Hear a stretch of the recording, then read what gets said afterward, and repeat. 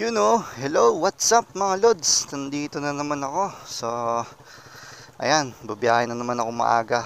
Ayun lang, pasok lang sa work.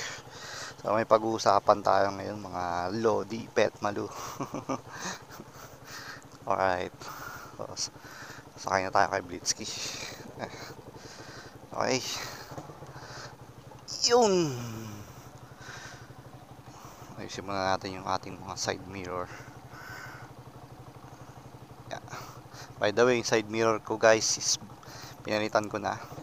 Ano yan? Ayan yung mumabul na ganun. Ayan. Ducati style. Ay, pang big bike style pa. Pero ano lang yan. Mga Jopake lang yan. Mga tag 350. Alright, tara. So, pag-uusapan natin ngayon. Tuwing kailan nga ba ako nagpapalit ng gear, no? So, ilang RPM, kumbaga. O pag sinabi nating RPM, ito yung sa tachometer natin.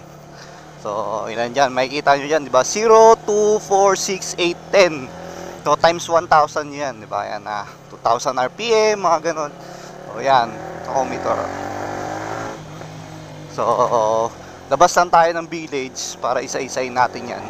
So, feeling ko guys, hanggang 4th gear lang mapapakita ko sa inyo kasi nasa city tayo ngayon, so bihira ako makapag 4th gear, ay 5th gear dito, no? Tingnan natin ngayong umaga kasi umaga pa naman.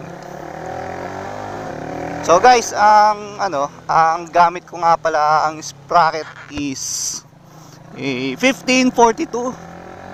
So pag nagpapalit ako ng sprocket guys, set na kagad. Meaning, kasama na yung gear sprocket, rear sprocket, tsaka yung chain. Ngayon, kung wala kayong mabilad na set talaga, so bili na lang kayo isa-isa. Diba? Pwede naman. Kahit nga magkakaiba ng brand, okay lang yan eh. No probs. So, game na kayo.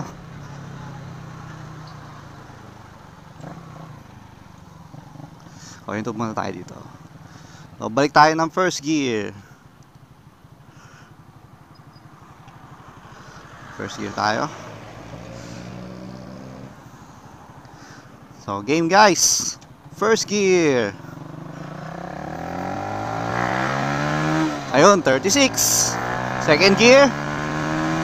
Ayun, 59. Third gear. Oh, wait lang. Gabante, third gear.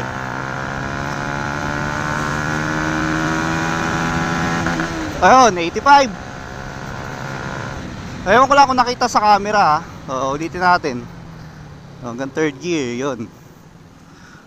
So ako guys, medyo sinasagad ko yung aking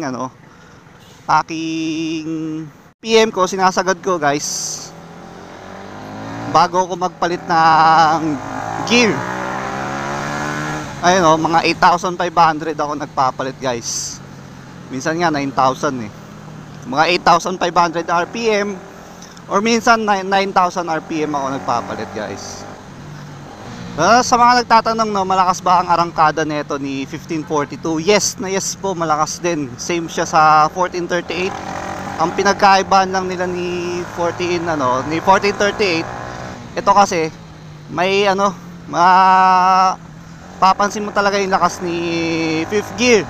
Doon kasi kay 1438 guys is kailangan mo pang isagad yung 4th gear mo, tapos bago ka mag-shift ng 5th gear mo para maramdaman mo yung 5th gear. Dito mararamdaman mo kaagad. Sa mga nagtatanong kung malakas ang arangkada nito ni 1542, yes po, malakas. Lakas ng third gear ko, no? Umabot ng 85, no? Ano? At 8,500 RPM, umabot na ng 80 yung third gear. Susunod gagawin nating 9,500 yan, no? Pag medyo hasang-hasa na yung makina. So yun din yung isa sa dahilan kung bakit sinasabi ko na mas magandang i-break in nyo muna na i-break in yung motor nyo, no? Hindi ko lang alam kung may limiter to guys, kasi kapag nasasagad ko na siya ng 10,000, mga ganun,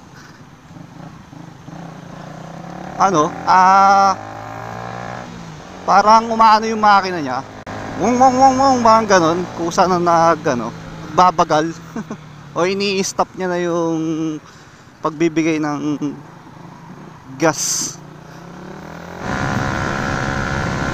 O wag na natin sagad dahil liliko na ako rito. Sabi ko na nga ba, hindi ko mapapakita sa inyo yung buong ano eh. So first gear ko hanggang 35, second gear hanggang 55, same yan yung mga safe ha. Third gear hanggang 85. Fourth gear ko, na-test ko na to hanggang 105 o 110 bago kayo magpalit ng fifth gear. So goods na goods. Fifth gear syempre up na yon. Yan ang bilis kada gear bago ko magpalit. Baliktad pala, bago ko magpalit kada gear. So, yun, salamat sa panonood mga Lodi. So, bye-bye, thank you. Peace!